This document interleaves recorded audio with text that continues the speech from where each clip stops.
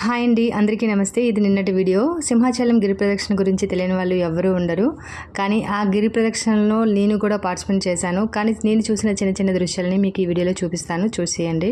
గిరి ప్రదక్షిణ తిరిగిన వాళ్ళకి ఎటువంటి లోటుపాట్లు లేకుండా, తిరగలేని వాళ్ళు సేవా సంస్థలు అనేవి చాలా ఫుడ్ ప్రొవైడ్ చేయడమైనా, ఏదైనా వాటర్ అయినా, మెడిసిన్ అయినా, ఏదైనా వాళ్ళంతూ వాళ్ళు మనకి ప్రతి ఒక్క భక్తులకి కూడా అందజేస్తున్నారు. అది పక్కన పెడితే ఫ్లోటింగ్ అనేది ఈ ఇయర్ ఇంకా చాలా ఎక్కువ ఉంది.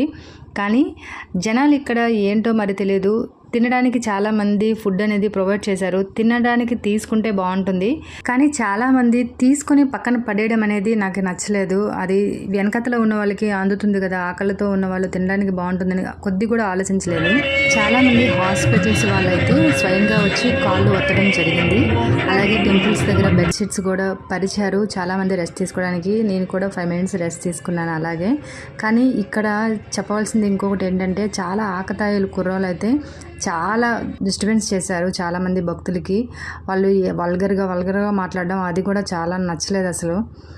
మీకు ఒక మేఘంలో ఒక దృశ్యం చూపిస్తాను చూడండి, నామంలా అనిపించింది కదా. మేము 4:30 అయ్యేసరికి రీచ్ అయిపోయాము మెట్ల దగ్గరికి. అక్కడ కొబ్బరికాయ కొట్టడానికి నాకు అదైతే నామంలా కనిపించింది, మేఘంలో ఉన్నదైతే. నేను ఎక్కడికి వెళ్ళినా సరే ఇలాంటి దృశ్యం ఒకటి నాకు ఎదురవుతుంది ఎప్పుడు కూడా. కానీ ఒక విషయం ఎక్కడ మీతో షేర్ చేసుకోవాలి. పేరెంట్స్ హెల్త్ ఇష్యూస్ ఉన్న పిల్లలతో వచ్చి వాళ్ళతో పార్టిసిపేట్ చేస్తే బాగుంటుంది, కానీ ఒక్కళ్ళే పంపించడం నాకు ఎందుకో నచ్చలేదు. అది మంచిది కూడా కాదు. ఒక అబ్బాయి రోడ్డు మీద పడిపోయి కాళ్ళు చేతులు తన్నుకుంటున్నాడు. గట్టిగా అరిచాను, కుర్రలందరూ వచ్చారు, అసలు చూడండి ఏంటి అనేది అని డాక్టర్ని కూడా పిలిచమని గట్టిగా అరిచాను. డాక్టర్ రావడం జరిగింది, అంబులెన్స్ వచ్చి ఆ అబ్బాయిని హాస్పిటల్ తీసుకెళ్లడం జరిగింది. అంతా హ్యాపీగా ఉంది. నా వీడియో నచ్చినట్లయితే ప్లీజ్ సబ్స్క్రైబ్.